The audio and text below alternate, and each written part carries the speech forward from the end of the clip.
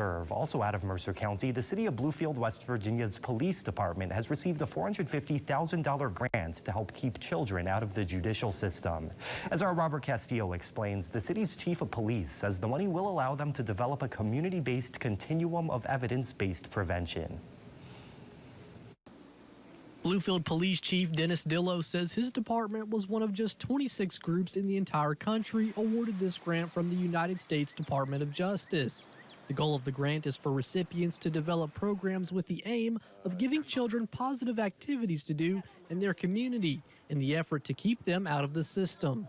It'll create a benefit for our youth that we haven't had in a long time, and maybe change the way some of the direction our children are headed. Because, you know, once the children get to us, you know, they're already in trouble.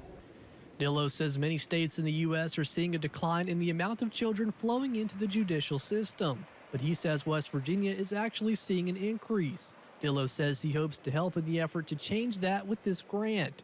He adds that this will open the door for after-school programs, camps, and other social work activities for the youth. It'll give us the funding to have a coordinator and someone to put this together.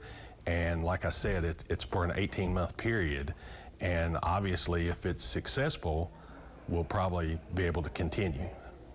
Dillow says no plans are set in stone as of yet, but he's anticipating the community will start seeing the results of this grant within the next few months. Here for you in Bluefield, West Virginia, I'm Robert Castillo, W.Va News. Thank you for that report, Robert. Dillow says community meetings will be held in the near future to talk with members of the community about what specific initiatives they would like to see happen using this grant funding.